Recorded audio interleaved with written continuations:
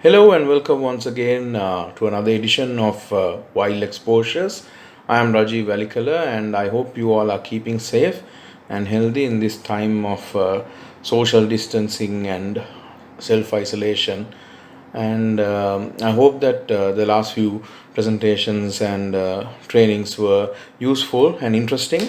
Today I'm hoping to talk about something a bit more technical for the photographers out there.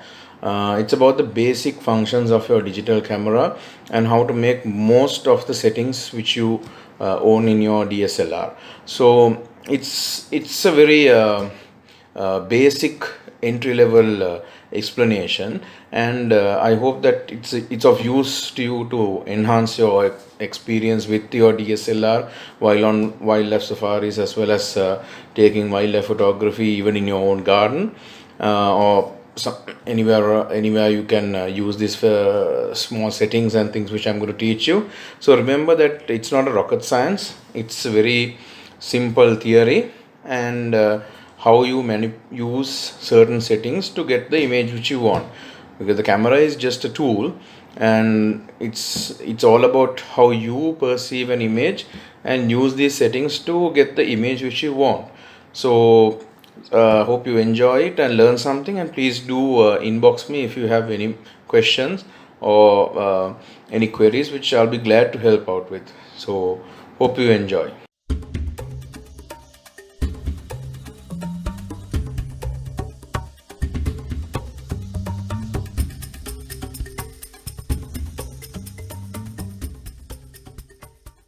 Okay, so today I'm going to talk to you about how to make the most of your DSLR for wildlife photography. So DSLR is just a tool, and there are certain settings you use in order to get the perfect image which you require. So it's not really a rocket science once you get understand the principle. So I'll be going through some of the main measurements and features in the camera and how you use them to get an image. So for example, this is a Canon camera, and as you can see on the back display, there are certain settings which have been shown. So what I'm going to do today is teach you what each some of these settings are and how you use them for your wildlife photography. Firstly, I'm going to talk to you about three of the most important features in photography, which is aperture, shutter speed, and ISO. So I will go through each of these one by one so that you understand first what it means and how these three work together in creating an image. Firstly, mastering aperture. So aperture is actually there is a opening in your lens, and you can control the size of this opening. Think of aperture, if you're taking a take a garden hose, for example. If you tighten it, the amount of water which goes through the hose will be less, right? So think of, in this scenario, light is like water. So the smaller the hole is, the less light goes through that. The larger the hole, the more light goes through. So basically, you can control how big the hole is going to be and determine how much light goes into the camera, into the sensor. And this feature is in the lens. The aperture is in the lens. So along with the glass, you will have the aperture. And this aperture is measured in values called f values. So these f values it's a range ranging from maybe 1.8 or 2.8 all the way up to f12, f10, f12, that range. So what this f value really means, what does it really mean, and how do you measure it? So the smaller the value, the smaller the f value, it means wider open, the more wide open the aperture is. So for example, if it's f2.8, you have set the lens, the aperture, to f2.8. That means your lens is wide open. That means a lot of light can come into your camera. If you have ranked up the f value to say for example f8 or f9, that means you have made the hole, the opening, smaller. That means less light can come in. So you have to play around with this f value in order to determine how much light comes into your camera. Like I said, so this, as you can see, in this is an example of a lens, and you can see the f values here, and you can see as the f values increase, the hole, the opening is closing, right? So this, so basically there's less light going in when the f value is high, right? Just basically think f value high means the hole is small, f value is big means the hole is big, right?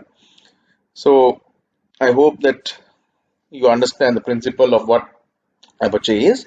So now we'll move on to what happens when you take an image at a wide open aperture, which is a low f value, and a closed aperture, which is at a higher f value.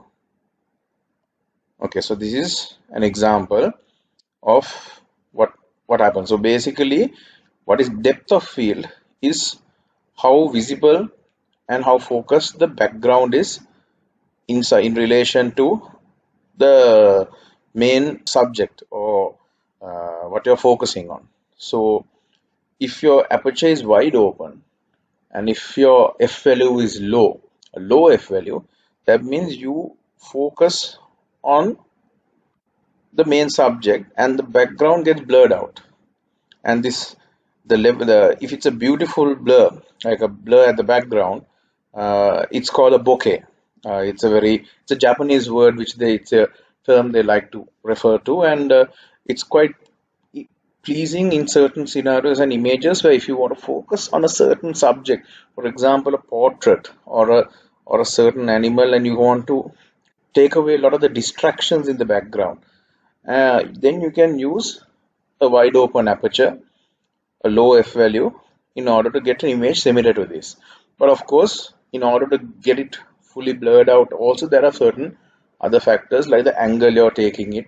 If there's the distance between the foreground, basically the main subject, and what's in the background. So if there's a big gap between these two, then the better chances of getting a nice blur or a nice bokeh.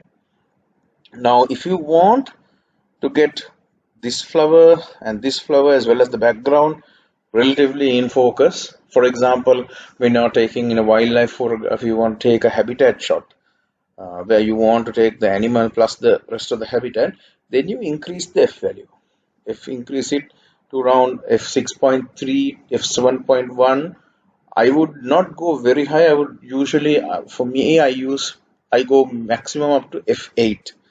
So between f6.3 to f8, that is the range I go if I want more of the background and any subject behind the main subject also to come into focus. So for example, if there are two leopards, if there are two leopards and one is in the front and one is at the back, then you can, and you want both uh, relatively sharp and in focus, then you can increase the f value to about f7.1 and get that photograph. But if you want to focus on the leopard in front only and you want less distractions, then you can lower the f value, have a wide open aperture, and take a photograph of the main subject like this. So I hope that the subject of depth of field somewhat clear, and I would encourage you to go out there, go to your garden and just play around with it. Then you'll get a good understanding what this aperture and how the different types of images you can get with that, because the end result of an image is entirely up to you and what you see as a good image and what you think is aesthetically pleasing. So so this is aperture. Shutter speed basically is how fast the shutter opens and closes in the camera, and how fast uh, it opens and closes, and how much light goes into your camera sensor. So if, for example, if it's really fast, like, it just clicks really fast, that means very little light can go into your sensor, right? If it takes a long time, it like opens and closes quite quite slowly, that means more light can go into your sensor, right? So that also can determine how much light you take in. So for example, if you take a shutter which is really fast, say one, like for example in this image, one 500th of a second, it will be so fast that there's very little light which is going to go into your camera. If it's going to, if you need more light, if it's for example late in the evening or early morning, then you need a slower shutter speed generally in order to capture enough light into your image. Besides the light, what are the effects you can get from the shutter speed? So shutter speed, if you want to freeze the subject in motion, you want to take action photograph or freeze a certain thing in motion. For example, you want to see an animal running or a bird in flight. Then you need a higher shutter speed in order to freeze that. If you want to get a motion, some sort of a motion of an animal, and get it in a blur, like effect, like what you call a motion blur, then you have to lower the shutter speed. So the slower it is, the movement is captured as a motion. So that is, as you can see in this image, that is the basic principle. The higher the shutter speed, it gets frozen in time, and the slower the shutter speed, it moves. But just every motion doesn't look nice. Most of the time, you would like to get a shot which is frozen or taken as a snapshot. And to do that, you have to have a sufficient shutter speed. In most cases, especially in wildlife photography, we cannot determine the light of a sighting. The sighting can happen at early morning, just before sunrise, or just after sunset, or during harsh light in the afternoon. So we cannot determine where we get a wildlife sighting or opportunity. Ideally, you need to have sufficient shutter speed in order to get a sharp, steady shot, right? So in order to make sure that you have a sharp shot, sometimes if there's enough light, you can get a good shutter speed in your camera. But if there's not enough light, for example, late in the evening, and you have to get this shot, I would highly recommend you use a beanbag or a tripod or a monopod to steady your shot. So that's very important. And even when light is good, and even with a relatively uh, good light and shutter speed, if your hands are not steady, you're not going to get a steady shot. And especially if the animal or subject is far away, camera shake is a real thing. Camera shake can ruin a photograph, so you have to be very mindful and be ready for that. Use a beanbag, use a tripod, use a monopod. If you don't have any of this, just even take a pillow from wherever you're staying and use it to steady yourself. Use some of the bars in the Jeep or or the safari vehicle in order to steady yourself to take a shot. So that is one of the main advice. Besides that, so the principle of shutter speed is this. Then moving on to ISO. So how does ISO work? What is ISO?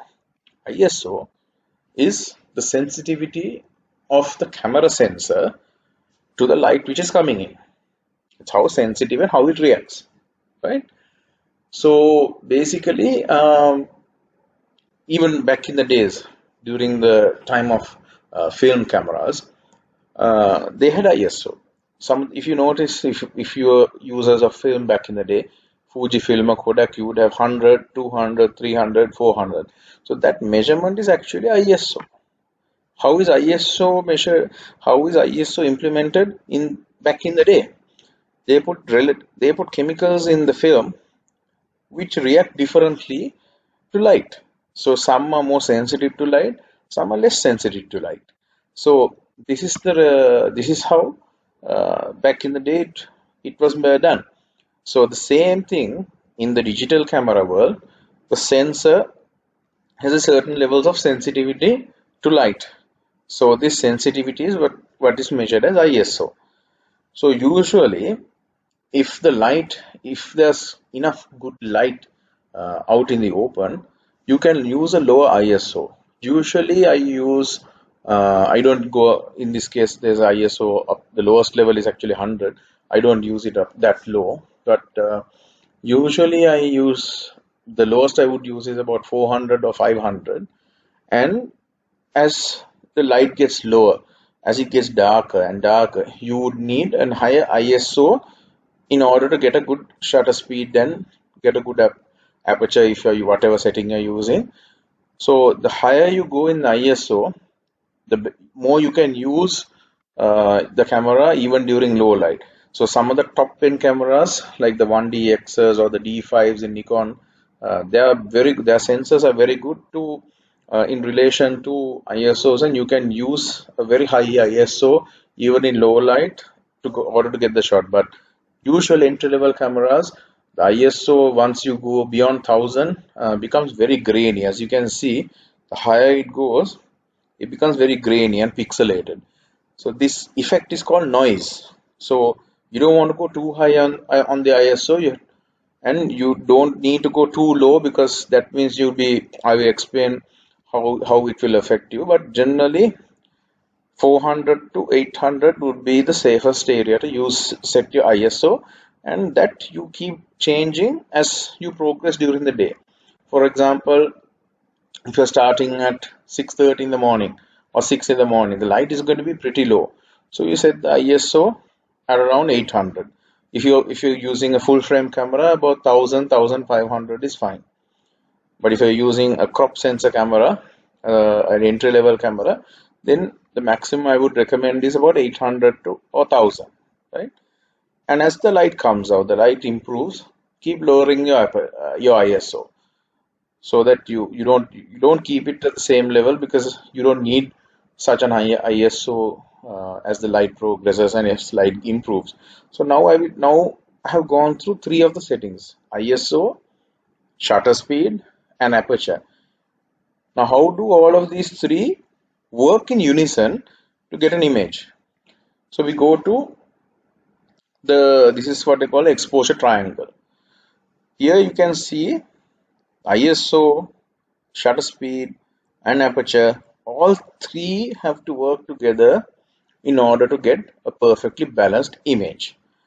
So for example, if you increase the shutter speed, so for example, if you increase the shutter if you set a shutter speed at a certain, for say 1 over 250, depending on the light at that moment, you need to select an aperture and ISO, all of which balance together to achieve a properly exposed photograph.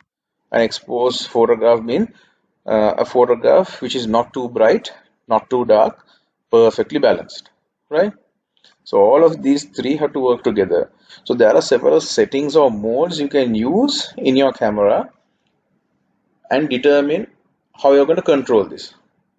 Option 1, there is aperture priority mode. If you select aperture priority mode in your camera, that means you control the aperture and you control the ISO and let the camera control the shutter speed. So depending on so you say, for example, you select an aperture of f8 to take that picture, and you select the ISO of 800. The camera will calculate, in order to get an properly exposed photograph, the camera will calculate a shutter speed of 1 over 60, for example. So you have control of the aperture and ISO, and the camera will do the rest for the shutter speed. In other ways, you can also select the TV mode in Canon, which is S mode in Nikon. Here you control the shutter speed and you set the ISO, and the camera will determine what's the best aperture to use in order to get a perfectly exposed, balanced image. Okay, so basically there's another option, which is the manual mode, which is M, where you control all three of the settings simultaneously, and you determine the right settings of each to get the perfectly exposed image. I wouldn't recommend manual mode for wildlife photography, mainly because wildlife is something which can be instantaneous. A sighting can be instantaneous. You need to act quick react quick and act fast, because the animal is not a model. Animal is not going, the animal or so a bird is not going to wait for you to manually adjust your settings. It will be going about its day. You have to know, be ready with your camera and your settings in order to capture this photograph. Speed is of essence. I always believe that. And I don't think manual photography is the best option for wildlife. Maybe there are some who use it, but for me, I find using controlling uh, two settings and leaving one up to the camera is perfectly fine. These are advanced pieces of machinery, and modern technology allows it to give a relatively accurate measurement on the setting which you leave the camera to do. So I usually use the aperture priority, where I control the aperture rather than the shutter speed. And because I think having the control over the depth of field is more important, and it's something I need to have control of rather than the shutter speed, which you can manipulate even with using the aperture. So for example, if I want a faster shutter speed because I want to capture an animal in motion, I might have a wide open aperture. So all lenses don't have up to f2.8. Some have up to f4, which is the wide open level in that lens. Some lenses have up to f5.6. So if you have a wide open aperture, that enables you to get a better shutter speed, and also you increase the ISO. So you have wide open aperture and you have increased ISO, which will give you a higher shutter speed. But if you, for example, if you want a shot where you blur out, you have to blur out the shot, then maybe you close down the aperture up to a certain level and lower the ISO, and you get a slower shutter speed. Vice versa, it's a bit tricky playing. Like I've tried shutter speed priority. It's a bit tricky to manipulate the aperture using that. It's easier to manipulate this the shutter speed using the aperture rather than the other way around. But it's just my preference. If you feel that you need control over the shutter speed, which is more important for your photograph than the aperture, please that is you're free to do that and try it. But for my preference, it's I use the aperture priority to control the aperture. So once again, the aperture priority in the dial in your settings on the control dial on your camera. In Canon, it would be AV mode. In Nikon, it would be A mode, right? And ISO, you can select auto ISO, but I would recommend that you determine each situation during the day, because you might go to a place where it's very dense and dark even during midday, and you might need to manually control this, or you might go to a place which is very bright, so you need to manually control the ISO. So for that, I would say you manually adjust the ISO here and there. It's doesn't every shot you don't need to keep adjusting. You relatively so if say for example, yeah, if it's early morning, you set it in the morning, and then as the light progresses, as the hours go by, you keep adjusting. So if you look at the dial on the cameras, so this is a Canon control dial, and this is a Nikon. So you can see AV mode is there, the aperture priority. TV mode is the shutter speed priority, and M is the manual mode. And here in Nikon, you see the S is the shutter speed priority, A is the aperture priority, and M is the manual mode. So I would recommend you use either aperture priority or shutter speed priority. So going back to again what we talked about. So if you are in AV mode, aperture mode, you set an f8 as the aperture, and you set the ISO as 100, for example. The camera will calculate and display here the suitable shutter speed required to get an image which is properly exposed. The level how you set your exposure at a middle level in this sector of the display, you keep it at the middle, which is not too bright and not too dark. So once you set this here, the camera will do the metering and determine what this shutter speed should be. So say for example you want the f value to go lower and you have a wide open aperture, the shutter speed will be higher. Of course, you have to also play around with the ISO as well. So if you play around with both of these, the camera will determine this. Or on the other way, if you're on TV mode, you play around with the shutter speed and you play around with the ISO, and the camera will determine and compute the f value which is best suited in order to get the image. Okay, so these three factors, aperture, shutter speed and ISO, are the most important factors in photography. Now exposure, I said we usually keep it at the middle level, but if for certain images you need to make it a bit darker, you can manually do that.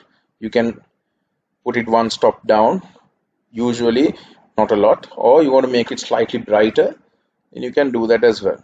So based on what you set and based on the mode you're using, the camera will calculate what is needed, right? Now, talking about exposure, it's always important to talk about exposure metering, right? So in metering means, so I said the camera will calculate the shutter speed based on the aperture and ISO that you set. How does it calculate that?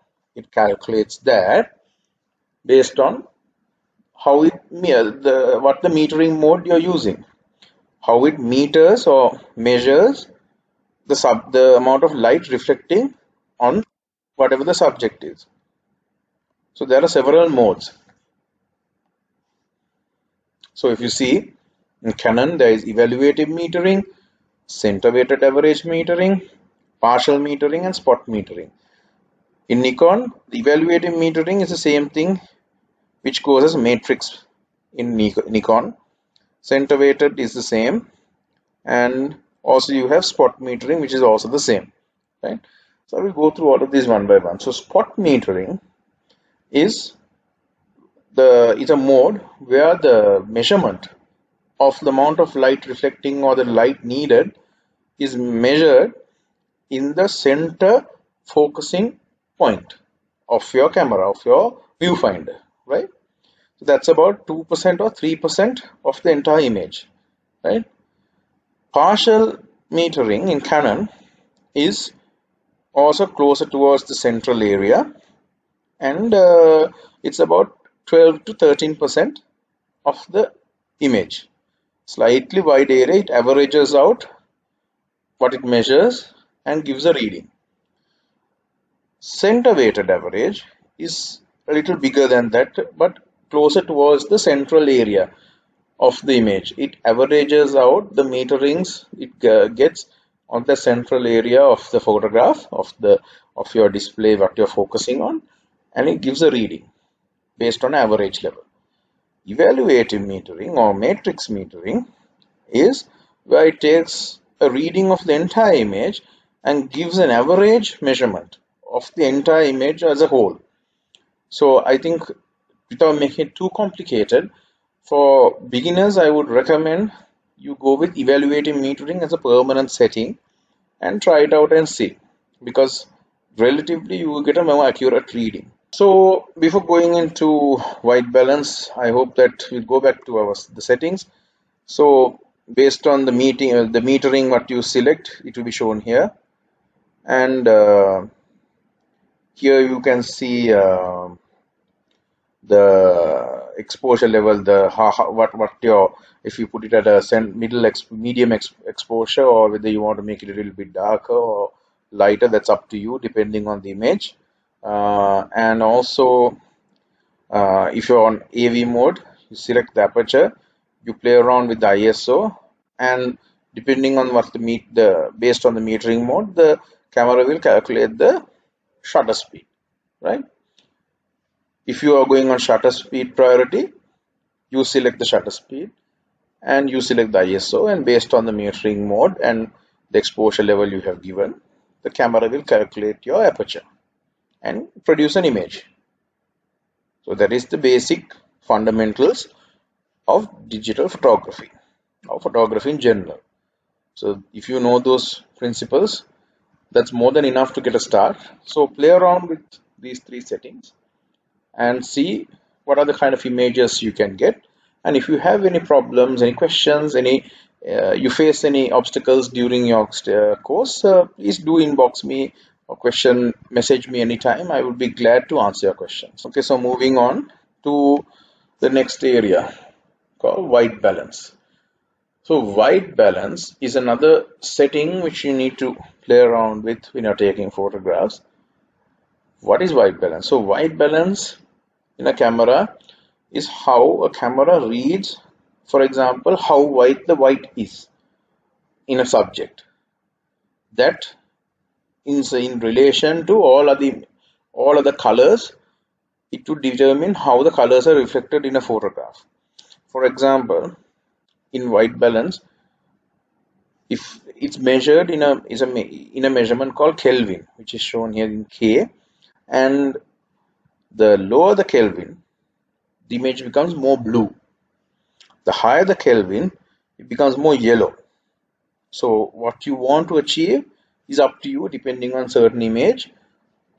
Obviously in wildlife photography, it's to look as natural as possible. So make sure that you don't overdo it, because sometimes even now this image of course it doesn't show as very extreme, but because the original lighting was very low, so the image when you take it comes out a little bit bluish. So having a higher Kelvin is not a bad thing in this case, but if you're taking at broad daylight, it will look very yellow, very bad. It's not usable and very unnatural looking. I've seen a lot of people increase in the white balance to the point where it doesn't look natural. Make sure you make it as natural as possible and not try to make it unnatural.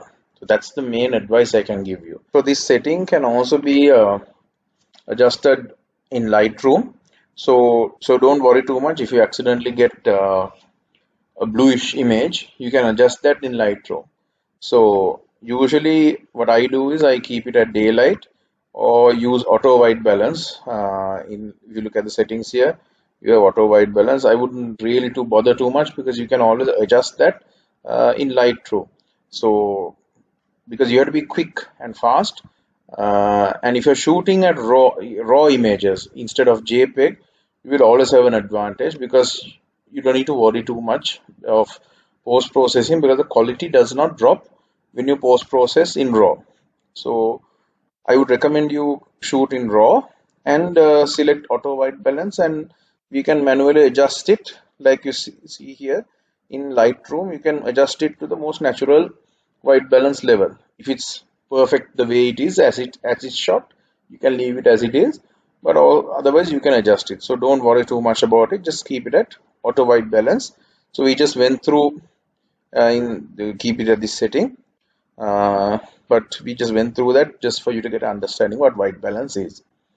Next is what autofocus. So you have a manual focus mode in your lens, but you also have autofocus. So there are several autofocus modes in the camera. So in Canon you have one shot, AI focus, and AI servo. So I'll just go through. Firstly, I will talk to you about what one shot is. So one shot is ideal for portraits and subjects which are very still. It focuses on that subject and that focus is locked. So if you, for example, after you focus on a certain subject, you move your camera elsewhere, it won't automatically readjust the focus. It will remain on that focus which you had done earlier on the subject. So for a moving animal, it's not the most ideal. AI servo, on the other hand, here is great for moving subjects, where it keeps readjusting its focus based on where you point your camera. So wherever you point your camera, it will focus on the subject which you are aiming at, right? AI focus is basically it if you keep it in such a way that the camera, its artificial intelligence will determine whether it should go to one shot or whether you have to keep adjusting the focus. So it's a hybrid between one shot and AI servo. But I would recommend you using AI servo because there might be a slight delay in adjusting its focus if you're using AI focus, right? So basically, say if subjects move, auto switches from one shot to AI servo. So basically, it keeps switching between the two. But as we are in wildlife photography, I would recommend you keep the setting at AI servo and keep shooting. So other than the focus mode, which we are talking about, we are looking at autofocus points as well. So every camera has several autofocus points. So basic entry-level cameras will have few autofocus points like this. A very advanced camera like a 1DX would have many autofocus points and cross points which you can choose. So there are, so I would not recommend you to keep all the focus points active, because what happens is if your subject is in front of you and there's something else at the background, and if the camera determines that there's the tonality and the contrast is high in the subject at the back, it might suddenly focus on the subject at the back and you might get a back focused image. So I won't recommend you using all the focus points or keeping them all active. Use, what I usually do is I manually select the focus point while as I shoot. But usually I keep it at the center. The center for this center focusing point is the strongest focusing point. The strongest point, and even for the metering modes we are talking, the spot metering uses this focusing point as the spot to meter the image, right? To get determine or calculate that amount of light it needs to calculate, right? So this is the most powerful focusing point. But you can also, if you want to compose the image where you want to have it at the subject on the side somewhere here or here or maybe at the bottom. So for example, if you want, if say for example the cheetah or a leopard is like seated and it's like a tall image, maybe you want the head to be focused, then you can put the focusing point here while you're shooting. So you have to practice getting used to it, how you select the focusing points while your eye is on the viewfinder on the eyepiece. If you can, the ideal situation is how if you can select the focusing point while you're doing that, and you can use the joystick in your camera to select this. But usually I just keep it in the center, and then so usually I just keep it in the center and I basically play around with it here and there, but mainly the focus is on the center. And I frame my photograph accordingly. And when you're using this, try to keep the animal's head or the face as the main focus point. So I hope that it's clear.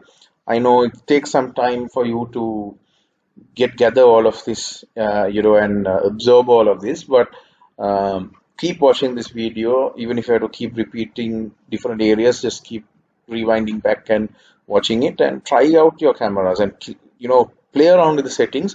Only then will you understand what I'm really talking about. So use this as a guideline, and maybe take your camera out tomorrow and play around with it. Use the aperture, see what happens when you have a wide open aperture, see what happens when you close the aperture, see how you can play around with the shutter speed, the ISO, the effects of increasing the ISO. So all of this, just play around with it based on what I've taught you. And please do, as mentioned, always inbox me if you have any questions. And I hope it was useful, and please do stay safe. And I hope that we can have another session very soon. And until then, this is Rajiv here signing off. Take care and stay safe once again.